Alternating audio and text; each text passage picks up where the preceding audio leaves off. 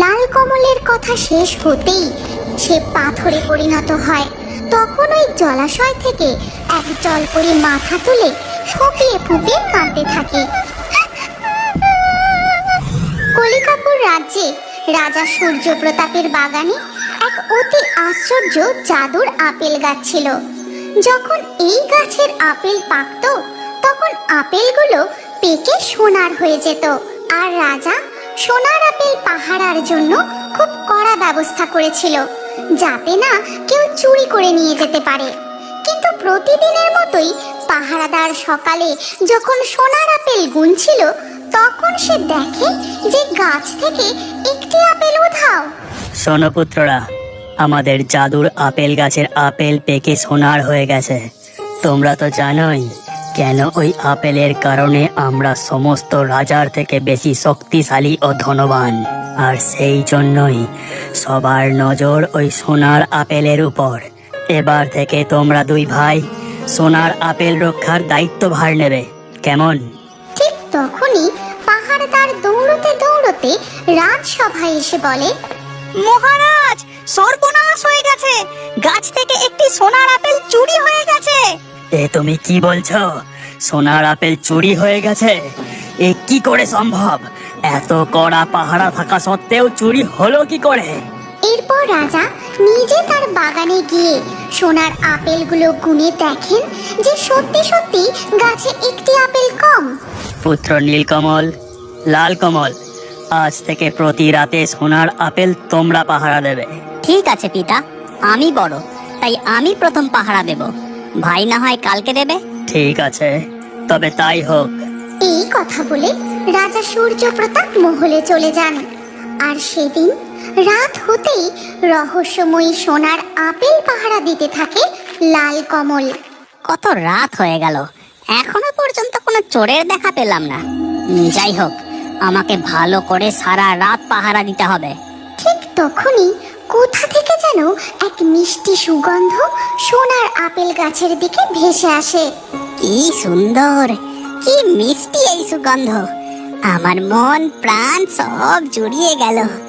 যেন মনে হয় চোখ বন্ধ করে এই সুগন্ধ অনুভব করেই যাই। লাল কমল ওই মিষ্টি সুগন্ধে মোহিত হয়ে গাছতলায় ঘুমিয়ে পড়ে। আর পরের দিন সকালবেলা তার ঘুম ভাঙতেই সে দেখে যে গাছ থেকে আরো একটি সোনার আপেল চুরি হয়ে গেছে। এই খবর পেয়ে রাজা ও নীলকমল সেখানে আসে। আপেল চুরির দুশ্চিন্তায় আমার ঘুম চলে গেছে। ওই চোরকে যে কোনো উপায়ে ধরতেই হবে। পিতা, আজ আমি পাহারায় থাকবো। আমি অবশ্যই ওই চোরকে হাতে নাতে ধরবো। এরপর ধীরে ধীরে রাত হয়ে যায়। আর রাত গভীর হতেই আপেল গাছের দিকে ভেসে আসে সেই মিষ্টি সুগন্ধ। এই নিশুতি রাতে এই মিষ্টি সুগন্ধ আমার মোটেও সুবিধার মনে হচ্ছে না। আমাকে এক্ষুনি এখান থেকে দূরে সরে গিয়ে সোনার আপেলের উপর লক্ষ্য রাখতে হবে। এই বলে নীলকমল দূরে এক গাছের আড়াল থেকে লুকিয়ে আপেল গাছের দিকে তাকিয়ে থাকে। ঠিক তখনই সে দেখে একটি সুন্দর নীল পাখি একটা সোনার আপেল চুরি করে নিয়ে পালাচ্ছে। ঠিক তখনই রাজকুমার নীল পাখিটির দিকে তীর নিক্ষেপ করে। সেই তীর পাখির গায়ে গিয়ে না লাগলেও তার একটি নীল পালক খসে মাটিতে পড়ে। এরপর ধীরে ধীরে সকাল হয়ে যায়। রাজা ও লাল কমল সোনার আপেল গাছের কাছে আসে। তখন নীল কমল, দেখুন পিতা, এই অতি আশ্চর্য নীল পালকটি দেখুন। আমাদের সোনার আপেলের থেকেও এই নীল পালক কত সুন্দর, দেখেই যেন মন ভরে যায়। কার এই পালক? এই পালক তুমি কোথায় পেলে?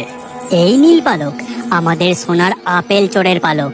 কাল রাতে আমার তীর থেকে কোনো রকম বেঁচে পালিয়েছে, কিন্তু এই পালকের নিশানা দেখে আমি তাকে ঠিক খুঁজে বের করব।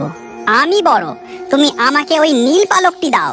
আমি আজই ওই পাখি খোঁজার উদ্দেশ্যে রওনা দেব। নীল কমল ওই নীল পালক লাল কমলের হাতে দিয়ে দেয়।